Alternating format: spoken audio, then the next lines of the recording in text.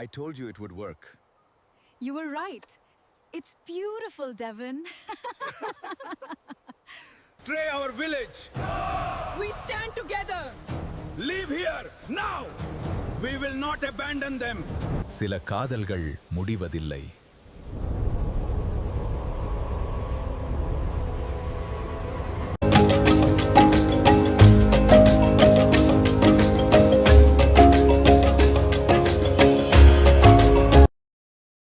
மழை நனைத்த அந்த மாலை நேரத்தில் அருண் தனியாக அந்த மலையை நோக்கி நடந்தான்.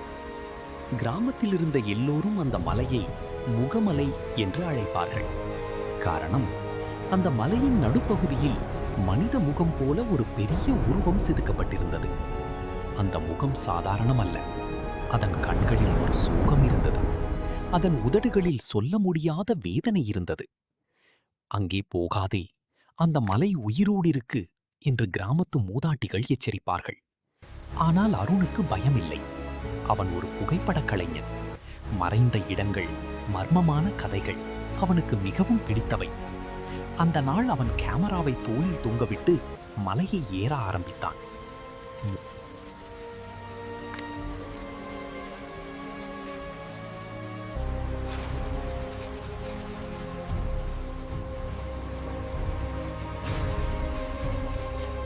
மூடுபனி அதிகமாக இருந்தது. காற்று விசித்திரமாக ஊதியது. அவன் மேலே ஏற ஏற அந்த முகம் இன்னும் பெரிதாக தெரிந்தது. அந்த கண்கள் தன்னை நேராக பார்த்து கொண்டிருப்பதன போல அவனுக்கு தோன்றியது. திடீரென்று, "நீ ஏன் வந்திருக்கிறாய்?" என்ற ஒரு குரல் கேட்டது. அருண் பதறி சுற்றி பார்த்தான். யாரும் இல்லை.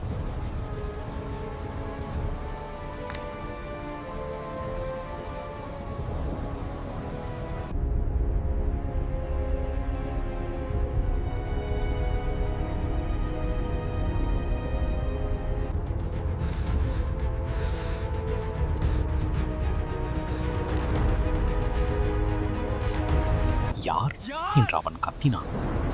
சில நொடிகள் அமைதி. பிறகு மீண்டும் அதே குரல். "இந்த மலையின் கதையை கேட்க வந்தாயா?" அருணின் இதயம் வேகமாக துடித்தது. ஆனால் அவன் ஆர்வம் பயத்தை விட பெரியது. அவன் மெதுவாக மேலே சென்றான்.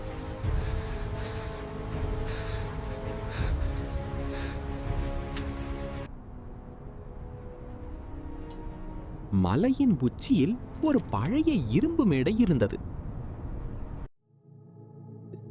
அங்கே உடைந்த விளக்குகள், பழைய கருவிகள் கிடந்தன. அப்போது அவன் ஒரு பழைய புத்தகத்தை கண்டான்.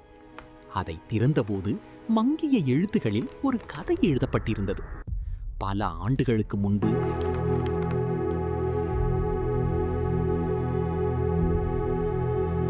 தேவன் என்ற சிற்பி வாழ்ந்தான். அவன் காதலித்த பெண் பெயர் மாயா.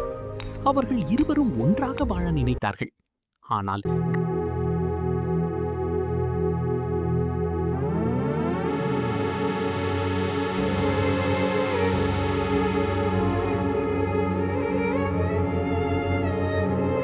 கிராமத்தினர் அவர்களை பிரித்து விட்டார்கள்.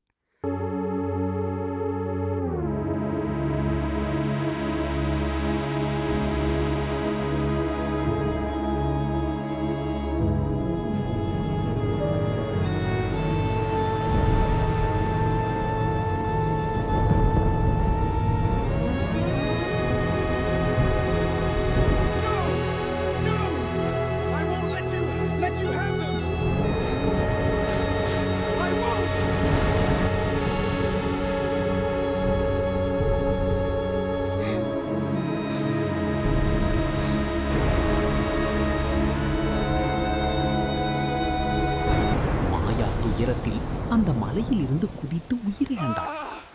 அந்த நாள் முதல் தேவன் பேசவே இல்லை.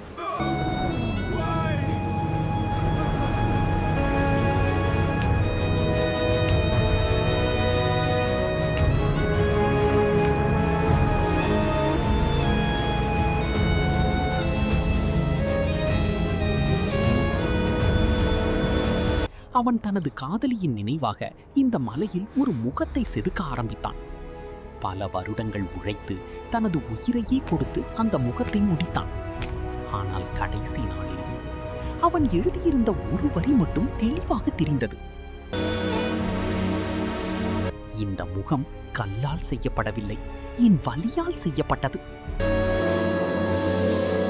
அருணின் கண்கள் கலங்கின. அந்த நேரத்தில் திடீரென்று கடும் காற்று வீசியது. மலையின் முகத்தில் இருந்த கண்களில் இருந்து மழை துளிகள் வழிந்தன போல தெரிந்தது.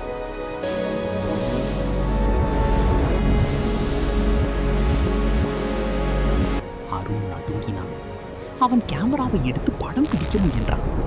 ஆனால் கேமரா வேலை செய்யவில்லை.